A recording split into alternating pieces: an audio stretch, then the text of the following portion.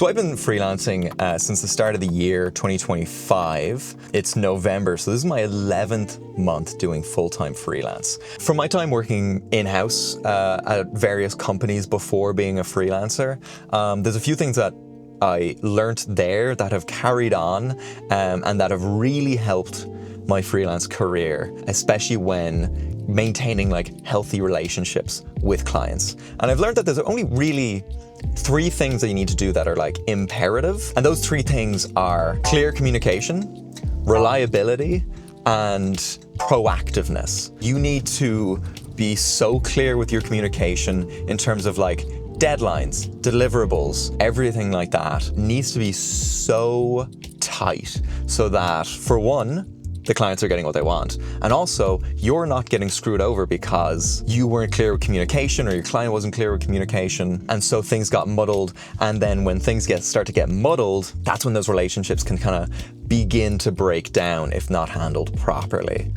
Díogad, Connor's talk to. It's Mr. Robin. It's Monday morning. I'm out of coffee, so let's just go get some. You off.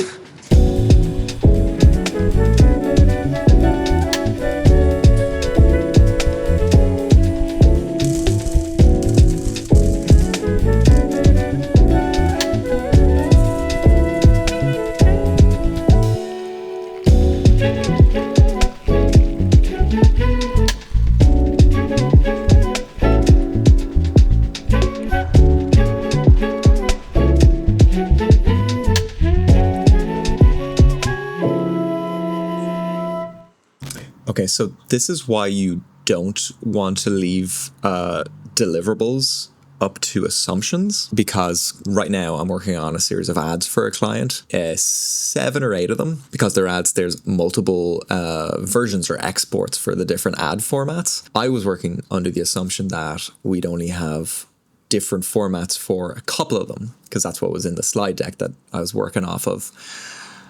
But I just got an email, and actually it turns out there are 3 different versions of each deliverable, which means that's a whole lot more work than I estimated. Lucky for me, in this situation, the client was also surprised by the amount of exports. And so when I emailed and was like, hey, so-and-so confirmed all of the deliverables, this is more than I estimated for, so I have to adjust the rates. They were like, yeah, fair enough, that's fine. It was a little awkward. I always hate doing that kind of thing because it's like, had I just asked this from the very beginning, it wouldn't have been an issue instead of assuming. So I'm going to be working a lot later tonight than I thought I was.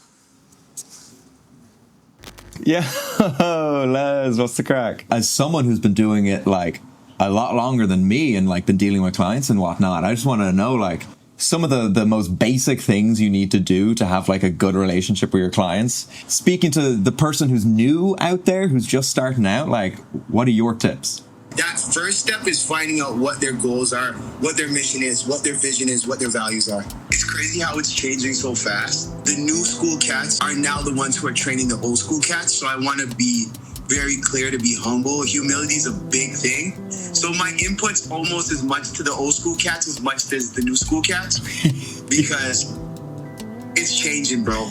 You know, but what I will say is I think it's important to meet your clients where they are, because I think once we start creating and we start in this field, we create an internal dialogue, we create a script, and that becomes kind of our sales pitch. It becomes our onboarding. It becomes everything.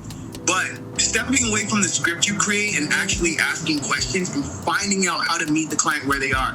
What has been their pain points in the past on creating content and working with filmmakers or content creators? What are they trying to accomplish?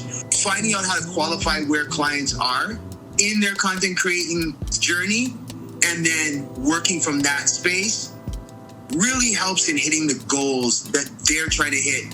Because it's really you have to separate yourself from what you're trying to accomplish. Most people that end up working with clients or working in the corporate sphere are filmmakers and creatives themselves. They're passionate about it. So sometimes that passion permeates into corporate work. But sometimes the corporate client is not looking for passion. They're looking for KPIs. They're looking for metrics. You know, they're looking for targets.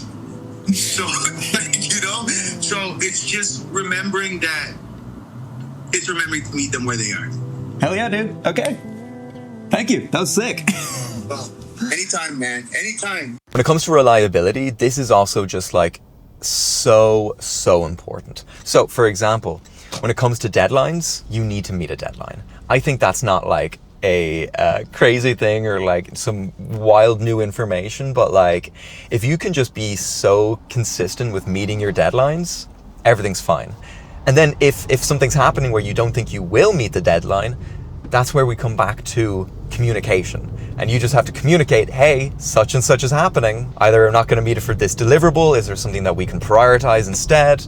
But the important thing is just like always communicate, offer solutions, and that will just go so far. Also, if you're watching this and you've been dealing with clients or having a freelance career for like a lot longer than I have, then please like impart your knowledge. Let us know in the comments, because like I am absolutely still learning. As someone who has just started this journey, these are the things that like have stood out to me as like, if I can just nail this stuff, then everything else will be like so much tidier and so much easier, and then you can actually just start focusing on the work.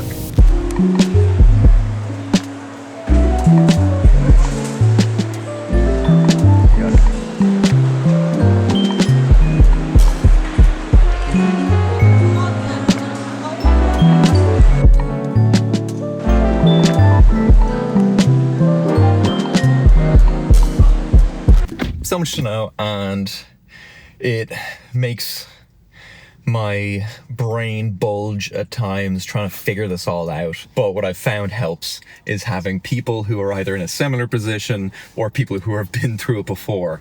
And so I've just had a great chat with a friend who's been doing this a lot longer than me and has figured out a lot of this stuff better than I have. And I'm feeling a lot more confident about just running this feckin' business. Like, I call it a business. It's weird because it's just me.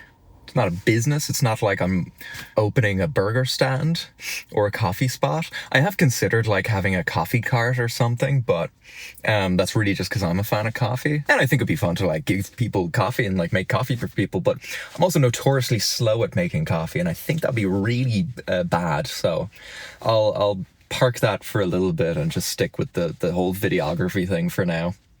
Because goodness, that is enough on its own.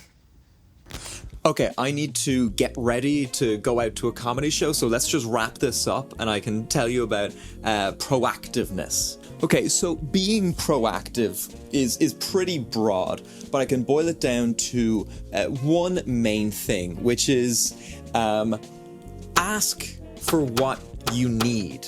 Okay, and trust me, you know, regardless of the project, you know what you need. So for example, if you need clarity on something, set up a call, okay? Don't wait for them to tell you what you need to know. Similarly, if you need something to get going before you can start working on the project, any sort of assets, brand guidelines, things like that, ask for them. It's the same for a lot of projects, okay? You'll probably need the same few things, so be proactive. The more that you can demonstrate that you know what you're doing, that you know what you need, and more importantly, that you don't need your hand held through the whole process, the more the clients are going to love you, okay?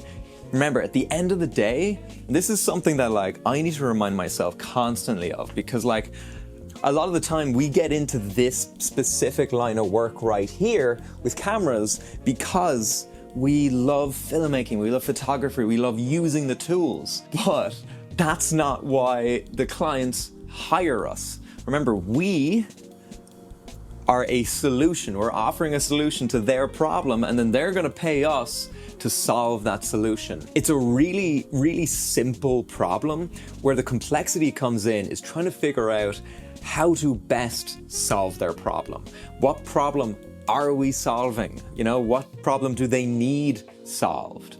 But once you can do all of that, all right, I'm on my way out to go see Auntie Donna here in Vancouver. Very exciting, but they're one of my favorite comedy groups currently, like ever. So I'm so jazzed. If you have any questions about freelancing, about running a business, I may not be able to answer all of them, but maybe I can answer them in an upcoming video.